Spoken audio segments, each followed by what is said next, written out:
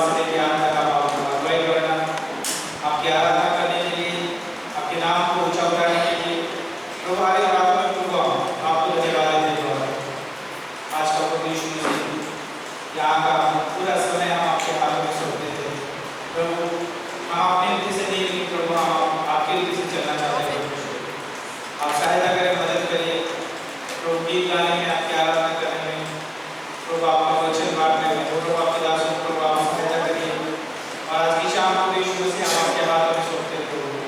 यहाँ पर जितने परमेश्वर लोग आए प्रभु, उन सभी को प्रभु आपके हाथों में सौंपते हैं। आपके वचन से, आपके प्रेम से, आपके आनंद से भर देना परमेश्वर। और हम नहीं जानते परमेश्वर कौन किस परिस्थिति से गुजर रहा है, लेकिन आप जानते हैं परमेश्वर। हर एक को यीशु से आपके वचन से छूना परमेश्वर, हर एक को मन को प्रभु आनंदित करने से हम प्रार्थना करते हैं। धन्यवाद है, आपकी स्तुति हो, आपकी प्रशंसा हो। खास करके हम प्रार्थना करते प्रभु सच में परमेश्वर आज होने देना प्रभु, आपकी महिमा होने देना, इसे हम प्रार्थना करते हैं। धन्यवाद है, आगे का समय आपके हाथों में सौंपते हैं। प्रार्थना को यीशु मसीह के नाम से हम मांगते हैं, आमीन।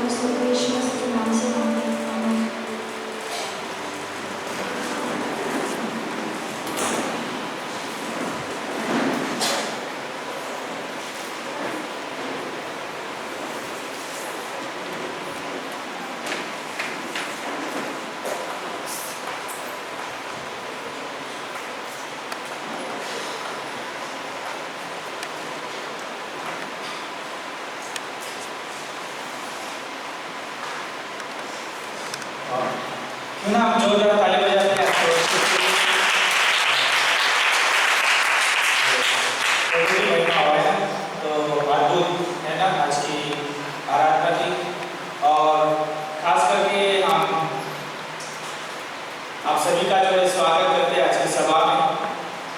और यदि आप हमारे बीच में पहली बार है तो कृपया आप अपनी जगह पर खड़े हो सकते हैं, हम आपका स्वागत करना चाहते हैं। हमारे बीच में कोई पहली बार है, कोई बात नहीं, फिर से एक बार हम खुद के लिए ताली बजाते हैं। धन्यवाद आप सभी का आने के लिए। तो आज की शाम हम जो है अद्भुत संदेश सुनने वाले हैं। पास्टर जो है हमारे बीच में नहीं है, वो कहीं बाहर है ना, प्रभु की सेवा में है। आप उनके लिए प्रार्थना में याद रख सकते हैं। और आज 2 संदेश रहेंगे, अद्भुत संदेश रहेंगे। लेकिन उससे पहले जो है मैं कुछ चीज़ें बांटना चाहूँगा, जैसे अनाउंसमेंट। बाइबल कॉलेज शुरू हो चुका है, तो हफ्ते बीत चुके हैं, है ना, ज़्यादा समय नहीं गया है। आप अभी भी जो है बाइबल कॉलेज में आ सकते हैं, है ना, रजिस्ट्रेशन कर सकते हैं और क्लासेस को ले सकते हैं। अद्भुत क्लासेस चल रहे हैं और उन क्लासेस के द्वारा हमारी आत्मिक उन्नति होती है, हम प्रभु में बढ़ते हैं। और प्रभु चाहता है कि एक विश्वासी होने के नाते हम प्रभु में बढ़े, है ना, वो परमेश्वर की इच्छा है ना। परमेश्वर चाहता है कि उसका बेटा उसके साथ बढ़े। तो कितने माता और पिता है जो चाहते हैं कि उसका बच्चा कभी बड़ा ना हो, छोटा ही रहे, है ना, समझदार ना ही हो। कोई चाहता है ऐसा? कोई नहीं चाहता, है ना। सब लोग चाहते हैं कि हमारे बच्चे बड़े हो जाए, है ना, समझदार बने, है ना, और वो जो है एक परिपक्व जो है अपने जीवन में चाल चल सके, है ना। तो बाइबल कॉलेज वो स्थान है जो एक विश्वासी को जो है परिपक्व बनाता है, मजबूत बनाता है और आत्मिकता में उसकी उन्नति करता है। तो मैं आप सभी को जो है प्रोत्साहन करता हूँ कि आप क्लासेस जरूर ले सकते हैं। सोमवार के दिन जो है पास्टर का क्लास रहेगा, चर्च की स्थापना, चर्च प्लांटिंग कहते हैं उसे, वो क्लास ले सकते हैं आप। ज़्यादा उसका जो है रजिस्ट्रेशन फीस नहीं है, कम है, 200 रुपये है एक सब्जेक्ट का। और उसी रीति से जो है फ्राइडे को क्लास होता है व्यक्तिगत आत्मिक जीवन, है ना, हमारा जीवन प्रभु के साथ कैसे होना चाहिए, है ना। उस क्लास से हम बहुत अच्छी तरह से जान पाते हैं, तो आप जरूर आप उस क्लास को ले सकते हैं। ओके, यदि आप लाइव क्लास नहीं लेना चाहते हैं, है ना, आपको ज़्यादा आप व्यस्त है, लेकिन आपको रात को समय मिलता है बहुत लेट, लेकिन आप करना चाहते हैं, तो भी आप हमसे संपर्क कर सकते हैं, है ना। पीछे मेरे पर बैठे हैं, उनके साथ आप संपर्क कर सकते हैं, अपना नाम ले सकते हैं और उस क्लास को ले सकते हैं। ओके, तो ये था अनाउंसमेंट। इसके बाद में जो है हम भेंट में जाने वाले हैं, तो क्यों ना हम उससे पहले जो है प्रार्थना करते हैं। उसके बाद में गीत होगा, उसके दौरान दान लिया जाएगा, फिर नरेश भाई जो है हमारे बीच में प्रभु का वचन लेके आएंगे। ओके भाई, अपने आंखों को बंद करते समय प्रभु हम प्रार्थना करते इस समय धन्यवाद देते हैं और आपकी धैर्य, आप इसके सिरे परमेश्वर विश्वास योग्यता के साथ पूरी कलीसिया आपके साथ बढ़ रही है परमेश्वर दिन प्रतिदिन। और प्रभु आप इस कलीसिया की जरूरत है, आप पूरी करने से धन्यवाद देते हैं। गॉड इस समय हम प्रार्थना करते हैं आप इस कलीसिया को संचालन करना, जो भी यहाँ पर प्रभु दान जो भी दिया जाएगा गॉड, वो आपकी महिमा के लिए, आपके कार्य के लिए इस्तेमाल वैसे हम प्रार्थना करते हैं।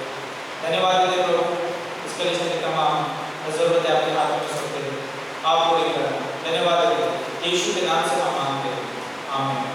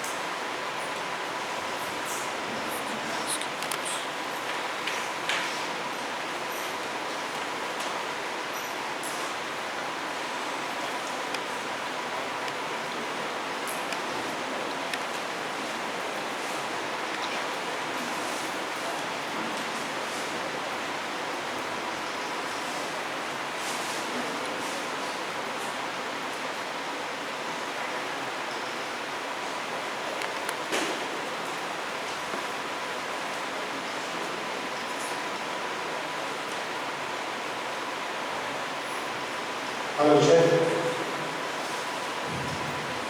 Praise the Lord.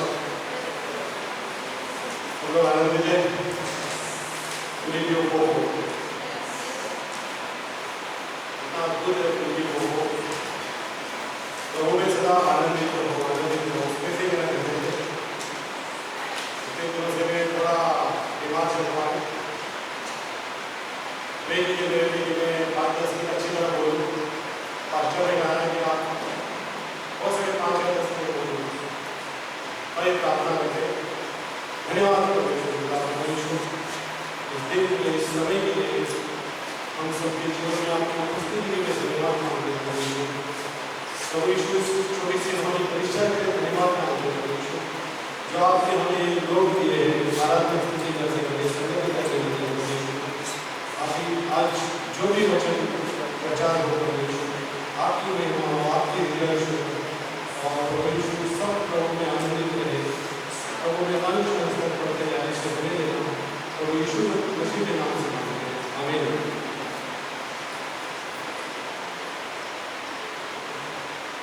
पता है इस दुनिया में सब लोग इंजीनियर डॉक्टर बड़े बड़े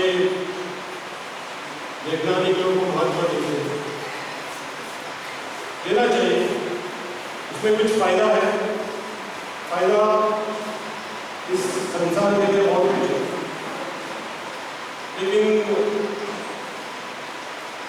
फर्क के लिए फायदा है सबसे बेहतरीन किताब हमारी बाइबल ही वही हमें सिखाती है कि आगे हमारा क्या होगा जब मैं किसी को सुसमाचार सुनाता हूँ किसी के पास जाता हूँ तो बाइबल के बारे में बताता हूँ किसी को इस संसार से पूछ लें कि आपके बच्चों को आप क्या बनाओगे तो वो लोग बताते हैं कि मैं डॉक्टर बनाऊंगा इंजीनियर बनाऊंगा मैं पुलिस बनाऊंगा इंस्पेक्टर बनाऊंगा ये बनाऊंगा वो बनाऊंगा बनाने के बाद तो एक दिन हमें इस जग को छोड़ना है लेकिन जिस किताब में जो लिखा है ये जग छोड़ने के पहले जो वेन्यू है वो बाइबल में ही है और कहीं भी नहीं है डॉक्टर भी बोल देता है आदमी अगर एकदम एंड स्टेज पे हो तो इसको तो अभी गॉड ही बचा सकता है वही है लेकिन बाइबल बताता है इसके बाद भी हम अनंत जीवन जिए इसके बारे में कोई नहीं बताता कोई बताता है नहीं बताता डॉक्टर को भी पता नहीं अभी हम डॉक्टर को सुसमाचार सुनाने जाएगा मेरे एक अच्छा मित्र है MBBS लेकिन वो मुझे पागल की गिनती करता है तो काम धंधा छोड़ के सब कुछ कर रहा है लेकिन हमें पता है कि हम क्या कर रहे हैं उसे ये नहीं पता कि हम में वो नाश होने वाले हैं मेरे खुद के मामा मेरे मौसी मेरे लोग हैं जो बहुत पढ़े लिखे हैं लेकिन वो मुझे कुछ नहीं गिनती करता लेकिन उनको ये पता नहीं है कि आगे आज मेरा 50 के ऊपर एज है आने वाले दिनों में जाऊंगा तो मुझे पता नहीं कहाँ जाऊंगा लेकिन उनको पता नहीं है वो भी आज नहीं तो कल जाने वाले हैं लेकिन कहाँ जाना है वो सबसे इम्पोर्टेंट है तो हम लूका की किताब में जाएंगे लूका में बहुत अच्छा 3 प्रभु यीशु मसीह ने हमें 3 कहानी के द्वारा समझाने की कोशिश की परमेश्वर के राज्य के बारे में तो कितना अद्भुत है लूका की किताब और 15 मुझे बहुत पसंद है वो किताब इसके पहले में लिखा है पहली कहानी में घोड़े भेड़ के बारे में एक आदमी की 100 भेड़ रहती है उसमें से एक भेड़ खो जाती है और 99 को छोड़कर एक भेड़ को खोजने चला जाता है वो एक भेड़ क्यों खो जाती है वो अपनी मूर्खता की वजह से खो जाती है कभी कभी हम मनुष्य भी वैसे ही होते हैं हम कभी कभी थोड़ी अनबन हो गई तो जाना छोड़ देते हैं किसी ने कुछ कह दिया कुछ दोस्तों के साथ कुछ हो गया तो हम चर्च नहीं आते हम परमेश्वर का संदेश नहीं सुनते हम वचन नहीं पढ़ते हम पूरे हफ्ते तक उसमें लागू नहीं करते परमेश्वर क्या कहना चाहता है जब वो 99 में से एक भेड़ हो जाते तो कम्फर्ट को मिलती है, चरवाहे को लेके आते हैं, कितना आनंद करते हैं और वो सभी के साथ आनंद मनाते हैं। आज हम बैठ के सब आनंद मना रहे हैं, इसलिए फिलिपी ऑफ वो बोलता है कि आनंदित हो, आनंदित 2 बार बोलते हैं, कितना अद्भुत है। और सेकंड में एक औरत का, एक लेडीज का सिक्का खोला है, वो इतना खुश थी, इतना खुश दिया लेके खुश थी। कभी कभी हमारे जीवन में ऐसा होता है, हम छोटे थे तो कहीं गिर जाने का तो हम खुश थे, इधर गिरेगा उधर गिरेगा, आगे कहीं जाके वो 2-3 दिन के बाद मिलता है तो हमें कितना खुशी मिलती है, तो महिला को भी कितनी खुशी मिलती है, तो अपनी सहेली को मिला के वो आनंद होती है। और तीसरा में हम देखते हैं कि उसका शीर्षक दिया है उड़ाऊ पुत्र दिया है, लेकिन उड़ाऊ पुत्र की जगह वहां पर प्रेम करने वाला पिता का एक शीर्षक देना चाहिए, क्योंकि परमेश्वर हमेशा हमें प्रेम करता है, लेकिन हम क्या बोलते हैं, उनको लाइटली ले लेते हैं अपने जीवन में, सब चलता है। हम चाहे कितना भी पाप कर लेते, परमेश्वर भी हमें बुलाता है प्यार करने के लिए, लेकिन हम इतने क्या बोलते हैं, इंसान ऐसी चाहती है, इजराइल जैसे सुनने वाली नहीं है। मूसा ने 20 लाख इजराइल में 40 साल अगुवाई की, हमेशा परमेश्वर के पास जाने का, मोरिया पहाड़ पर जाने का, हर एक पहाड़ पर और प्रार्थना करने का, परमेश्वर से पूछने का, और परमेश्वर उसको अगुवाई करते हैं। तो यहाँ पर हम लूका की जो 15 में देखते हैं, एक आदमी के 2 पुत्र रहते हैं।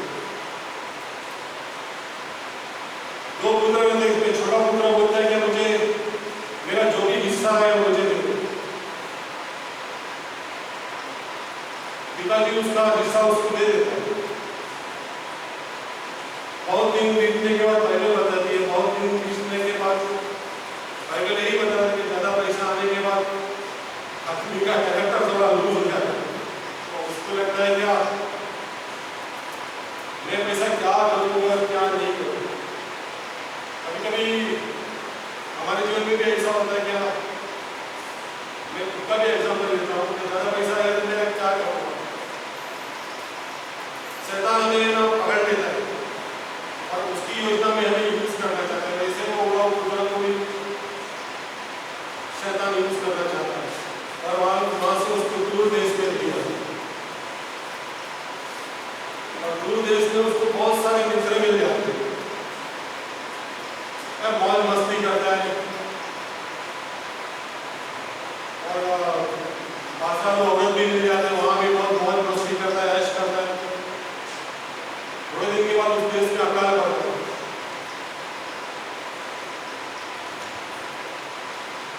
वैसे हम पुराने नियम में देखते हैं कि उड़ाऊ पुत्र के जब आदम और हव्वा को परमेश्वर ने बनाया तो बहुत ऐश आराम में था आदम और हव्वा, लेकिन जब आदम पाप में पड़ गया तो परमेश्वर से भागने लगा, क्योंकि उसका आत्मिक आवरण चला गया, आत्मिक आवरण चला गया।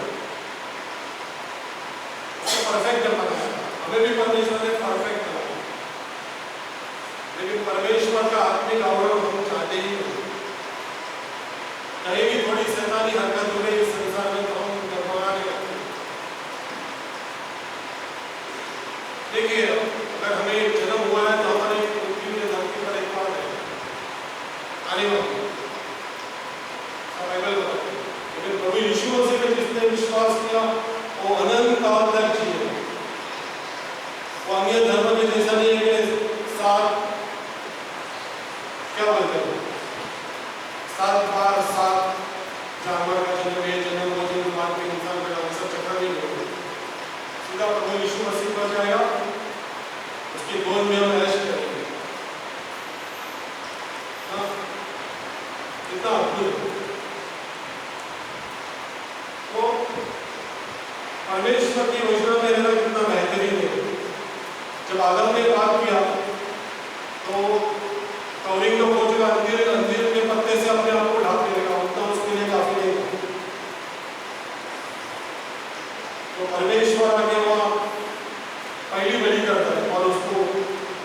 कवरिंग करते हैं। तो वहीं तय हो जाता है कि यीशु मसीह आने का, वहीं से तय हो जाता है कि यीशु मसीह आएगा और हमें अनंत जीवन देगा। क्यों देगा हमें? क्योंकि परमेश्वर ने हमें बनाया, मिट्टी में से बनाया, उसकी साथ डाली हमारे अंदर, हम सबके अंदर परमेश्वर की सांस है ना। परमेश्वर नहीं चाहता क्या हम शैतान के आदि हो गए। चाहे अगर मेरा बच्चा है, मेरी बच्ची है, और मुझे छोड़कर किसी और लेडी को प्यार देने तो मेरे को अच्छा लगेगा।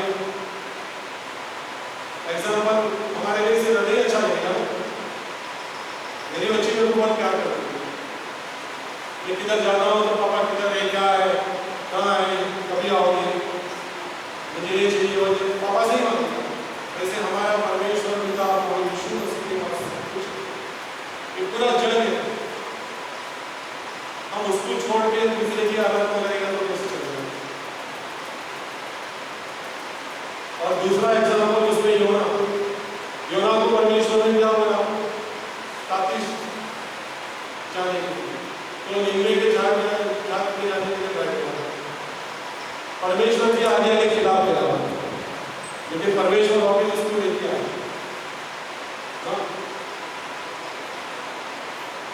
और वहां जाकर उसने कितने लोगों को उद्धार किया। इस संसार की मोह माया को हमेशा शैतान हमें आकर्षित करता है, हमें चुरा लेना चाहता है। मैं लास्ट वीक से बीमार हूँ, मैं करसोड़ नहीं जा रहा हूँ, तो करसोड़ से फोन आ गया। आज सवेरे भी फोन आया था कि आप आओगे नहीं आओगे। मैंने कहा नेक्स्ट वीक आ गया, इसमें थोड़ा दिमाग किसी में नहीं आ पा रहा। क्योंकि जब संगति टूटती है ना, तब शैतान अपना हमला करना शुरू कर देता है। और शैतान का हमला ऐसा होता है, क्या वो एक नहीं 4-5 को साथ में लेके जाए। एक जा रहा है लेकिन दूसरे को भी अच्छा तो मेरे साथ पूरा पुत्र के साथ भी कुछ ऐसा ही हुआ। वो गया वहां पुत्र में गया, बाद में उसको बहुत थक गया, उसको कोई नौकरी देने तैयार नहीं, उसके खाने के मांगे होते।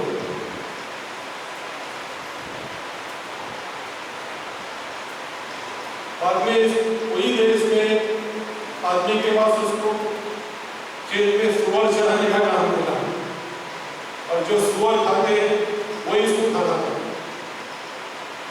तभी उसके पिता की याद आती कि मेरे पिता के घर में जो नौकर लोग हैं उसको भी 2 वक्त की रोटी से ज्यादा रोटी मिलती है। और तभी हम तय करते हैं कि मैं मेरे पिता के पास जाऊंगा और पिता को कहूंगा कि मुझे अपने यहाँ नौकर का काम दे दे, दास का काम दे दे, जो बोले मैं आपको वहां पे करूंगा। और वहां उसका पिता रोज सवेरे से शाम तक उसका इंतजार करता है। पिता का चित्र कितना अद्भुत है, प्यार करने वाला पिता। ये देखिए, जिसने भी बाइबल पर विश्वास किया है, वचन पर विश्वास किया है, तो कभी वो गिरेगा नहीं। कभी 7 बार गिरेगा और माफी मांगकर 7 बार गिरेगा, ऐसा बाइबल बताती है। हम पूरे संसार को जीत लिया और अपने प्राण के नाश होगा तो क्या फायदा है? कुछ फायदा है? हाय हाय हाय हाय, सवेरे उठा हाय हाय, शाम तक हाय हाय। परमेश्वर में संतुष्टि ये बहुत जरूरी है, और परमेश्वर हमेशा संतुष्ट करता है। हम यहाँ जितने बैठे हैं, सबके जीवन में कुछ न कुछ ऐसा हुआ होगा जिसके वजह से यहाँ पर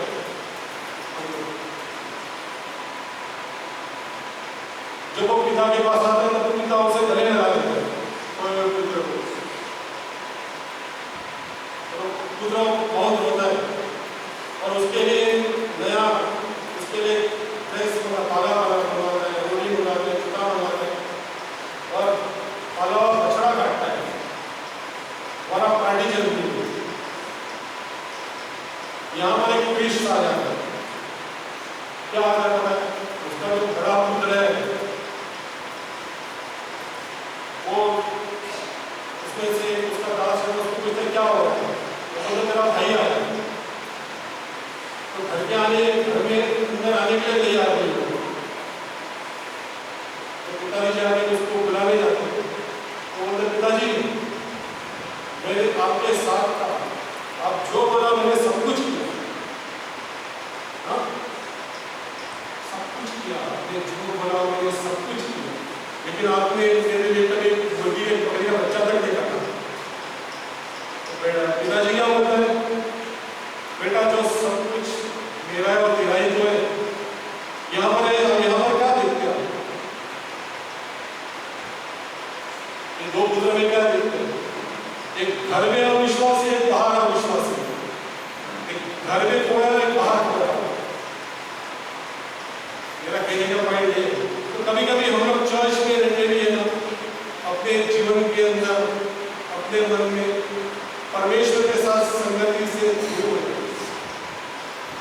हमारे अंदर जीवन के अंदर 90% बाहर की चीज बनी हुई है, संसार की चीज। ये क्यों होता है? परमेश्वर ने अपने इमेज में बनाया और सब। जब आदम ने पाप किया तो पाप हमारे शरीर में आ गया। तो पाप को निकालने के लिए हमें संगति की जरूरत है, वचन की जरूरत है, प्रार्थना की जरूरत है, बाइबल की जरूरत है, ना कि किसी को नीचा दिखाने की जरूरत है। हम सब विश्वासी भाई बहन, हम सब हमें एकता में आगे बढ़ना है। कोई किसी भाई के विरुद्ध कुछ बोल दे रहे तो हम वहां पर, मैं भी आया गया इसमें तो चालू हो जाती है, धीरे-धीरे चल जाना, संगति करना चाहिए। लेकिन एक भाई या बहन एक दूसरे को परमेश्वर में बढ़ाने के लिए प्रोत्साहन नहीं करते। हम सबसे पाप हो जाते हैं, मेरे से भी हो सकता है, किसी से भी हो सकता है। पास्टर रोशन कहते हैं पास्टर लोग भी गिर सकते। हमारे जीजीएफ के बड़े से बड़े पास्टर मेरे 25 साल में गए, गिरे, अभी चर्च में नहीं। क्यों नहीं? क्यों? उनको आत्मिक आवरण नहीं चाहिए, उनको संसारिक आवरण चाहिए, संसारिक पहुंच सब चाहिए। एक अच्छा मेरा मित्र था, जब मैं नया नया आता था, जीजीएफ की बात कर रहा हूँ, मुझे अच्छा प्रोत्साहन देने का, उसने अमेरिकन वाइफ की, उसका आँख थे ना सिलाई कर रखी थी, और हमारा इंडियन था, कलर भी थोड़ा डार्क था, लेकिन बोलते थे मैं इंडिया में आके रहूँगी, इंडिया में 1 साल रही, बाद में मैं जाऊँगी, और लोग उसके साथ चला है। लेकिन वहाँ जाने के बाद वो जीजीएफ में नहीं है, अभी वो बड़ी हो, यहाँ आता है। मैंने उसको एक बार मिला भी करके कॉल में, लेकिन मेरे साथ दूर भागता है।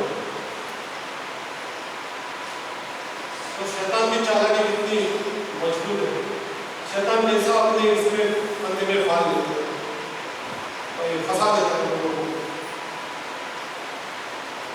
लेकिन परमेश्वर ही है, हम जिस परिस्थिति में हैं, जैसे हैं, परमेश्वर हमें बढ़ाएगा जहाँ पर भी, चाहे हम यहाँ पर हो, तो यहाँ भी हम फेथफुल रहना चाहिए। तो परमेश्वर में बढ़ने के लिए प्रार्थना, संगति, जो भी कुछ एक्टिविटी है, हम एक चर्च मसीह की दे, हमें बढ़ना चाहिए। हमें बाइबल कॉलेज में यही सिखाया जाता है, तो यही बाइबल की शिक्षा है। प्रभु यीशु मसीह के नाम से मांगते हैं, आमीन।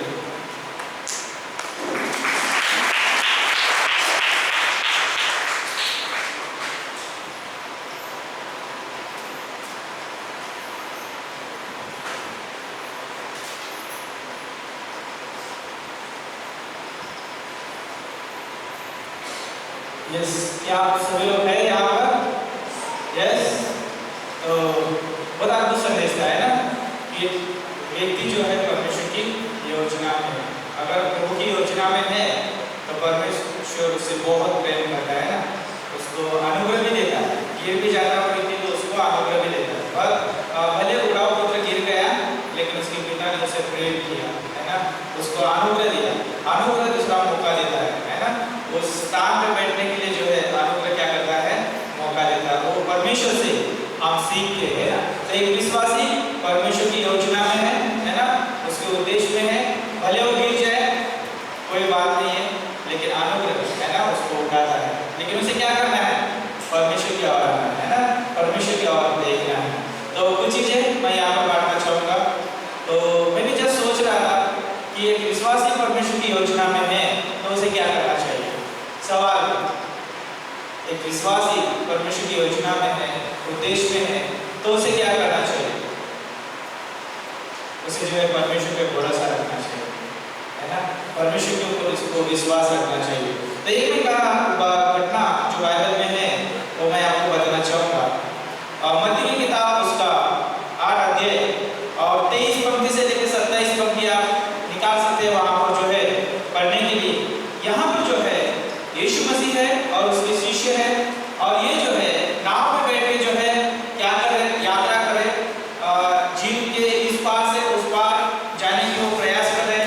और वहाँ पर जो है हुआ यूँ ऐसा, वचन में लिखा है, जब वो नाव पर चढ़ा तो उसके चेले उसके पीछे हो लिए, और देखो झील में एक ऐसा बड़ा तूफान उठा कि नाव लहरों से ढकने लगी और वह सो रहा था। तब उन्होंने पास आकर उसे जगाया और कहा, हे प्रभु, हमें बचा, हम नाश हुए जाते हैं। उसने उनसे कहा, हे अल्पविश्वासियों, क्यों डरते हो? तब उसने उठकर आंधी और पानी को डांटा और सब शांत हो गया। और एक पंक्ति पढ़ते हैं पुराने नियम में, निर्गमन की किताब उसका 14 अध्याय उसकी 14 पंक्ति यहाँ पर होती है, यहोवा आप ही तुम्हारे लिए लड़ेगा, इसलिए तुम चुपचाप रहो। क्या बताया यहाँ पर? यहोवा आपके लिए खुद लड़ेगा, हमें क्या करना है? चुपचाप रहना। आइए प्रार्थना करते हैं। प्रभु आप धन्यवाद देगा, आपकी स्तुति करते हैं, आपकी प्रशंसा करते हैं। प्रभु ये वचन आपका है, लोग आपके दास आपका है। प्रभु आप अपने लोगों से बात करें परमेश्वर। धन्यवाद देते, आपकी स्तुति करते, आपकी प्रशंसा करते हैं। आगे का समय आपके हाथ में सौंपते हैं, यीशु के नाम से मांगते हैं, आमीन। ओके, यहाँ पर जब हम इस घटना को देखते हैं, निर्गमन की किताब में जो है मिस्र से जो है इस्राएल प्रजा को परमेश्वर ने निकाला। क्यों निकाला? क्योंकि वहाँ पर जो है मिस्र में जब वो प्रभु की प्रजा थी, वहाँ पर उनके ऊपर जो है जोर जबरदस्ती किया जा रहा था, उनको तकलीफ दिया जा रहा था, है ना, वो समस्या में थे और वो प्रभु की दुआएं दे रहे थे। और प्रभु ने जो है उनकी सुनी और उनको जो है उस मिस्र से जो है उनको निकाला, और प्रभु जो है उनकी स्वयं अगुवाई करता है। भले वहाँ पर उसका दास मूसा है, लेकिन परमेश्वर जो है उनके साथ था और उनकी अगुवाई कर रहा था। उस दौरान जो है जब निर्गमन का 14 अध्याय जब आते हैं, वहाँ पर जो है घटना इस रीति से है कि जब वो आगे बढ़ चुके हैं, वहाँ पर जो है फिरौन उनका जो है पीछा करते करते उनके पीछे आया, है ना, उनके साथ लड़ने के लिए, है ना। अभी क्योंकि उसके दास्तों से, उसके गुलामी से वो बाहर निकल चुके हैं, है ना, इस्राएल प्रजा, तो उनको जो है दोबारा लेने के लिए आता होगा, या उनको जो उनके साथ गलत कुछ चीजें करने के लिए आता होगा। लेकिन वहाँ पर जो है उनके सामने और एक प्रश्न है कि वहाँ पर उनके सामने लाल समुद्र है। आप जो है आगे जाएंगे तो पानी में डूब के मर सकते हैं, और पीछे जाएंगे तो जो है फिरौन के हाथ से जो है उनको दंड सहना है। तो आप जो उनके पास बड़ा प्रश्न है और उनके पास बड़ी समस्या है। कई बार जो है हमारे पास भी ऐसे होता है, एक विश्वास होने के नाते जो है जब हम परमेश्वर की ओर से नजर हटाते हैं, हम अपनी परिस्थितियों में, हम अपने जीवन में देखते हैं, तो हम ऐसे परिस्थितियों से उलझित हो जाते हैं। तो उन्होंने जो है उस इस्राएल प्रजा ने परमेश्वर की ओर से नजर हटा दी। परमेश्वर की जो है उन बातों को, उनके जो भी उसने जो है उनके जीवन में किए थे विश्व से निकालने के लिए, है ना, वो सारी चीजों को भूल गए एक क्षण में, क्योंकि उनके सामने जो है प्रश्न पड़ा हुआ है। और वो जो है परमेश्वर के ऊपर जो है अविश्वास, है ना, अविश्वास करते हैं। परमेश्वर चाहता है कि हम हर एक परिस्थिति में, चाहे वो छोटी हो चाहे बड़ी हो, हम उसके ऊपर निर्भर रहें, हम उसके ऊपर भरोसा रखें, हम उसके ऊपर जो है विश्वास रखें। और वहाँ पर जो है परमेश्वर स्वयं उनके साथ है, उनको बचाना चाहता है, लेकिन परमेश्वर चाहता है उनका विश्वास, है ना। और वो वहाँ पर ऐसा कि जो है मूसा के सामने जो है वो कुड़कुड़ाने लगे, लेकिन मूसा क्या बोलता है वहाँ पर 13 पंक्ति में जो है मूसा ने कहा उन्हें मत करो। इसने कहा, मूसा ने कहा उन लोगों से मत करो, परमेश्वर के ऊपर भरोसा रखता था, है ना। मूसा परमेश्वर के ऊपर निर्भर था, ना कि उसके खुद के स्वयं के ऊपर वो निर्भर नहीं था, लेकिन वो परमेश्वर के ऊपर निर्भर था। क्यों वो परमेश्वर के ऊपर निर्भर था? क्योंकि वो परमेश्वर को बहुत अच्छी तरह से जानता है कि परमेश्वर कितना प्रेम करने वाला है, परमेश्वर कितना अनुग्रह देने वाला है। वो परमेश्वर हमसे प्रेम करता है, वो परमेश्वर हमें अनुग्रह देता है, वो परमेश्वर हमारे लिए सब कुछ कर सकता है, वो जानता है। और वहां पर हम देखते हैं कि परमेश्वर ने वहां पर अद्भुत कार्य किया।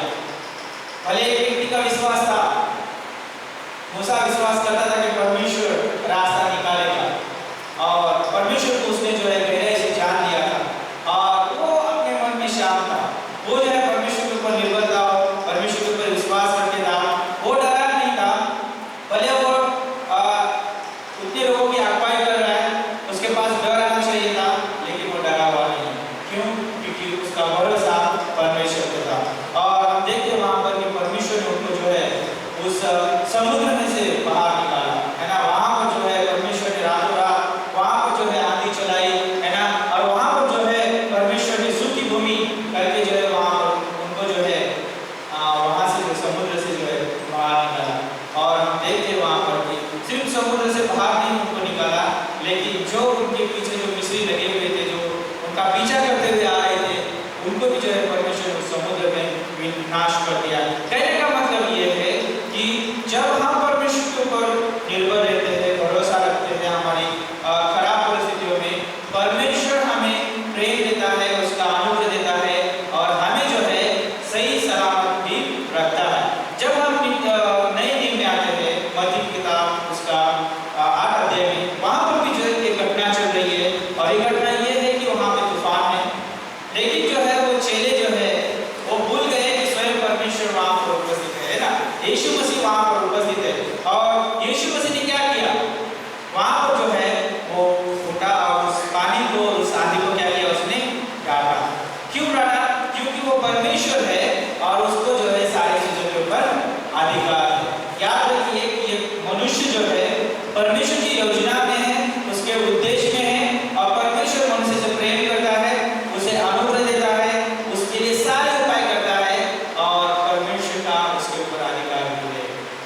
हमारे ऊपर परमेश्वर का अधिकार है।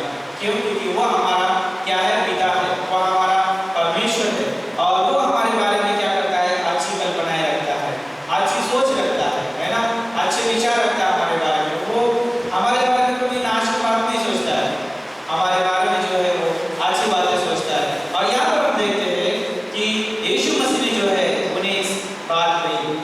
26 पंक्ति में अगर हम देखेंगे, वहां पर बोलते हैं ये अल्पविश्वासी। कहने का मतलब ये है कि उनका विश्वास कहाँ पर कमजोर हो चुका है ना। वो विश्वास में जो है वो धीमे हो चुके थे, विश्वास में जो है वो गिर गए थे। हमें जो है विश्वास में कमजोर नहीं होना है, भले हमारे सामने कितनी बड़ी परिस्थिति क्यों ना हो, लेकिन याद रखिए उस परिस्थिति से, उस समस्या से बड़ा हमारा परमेश्वर है।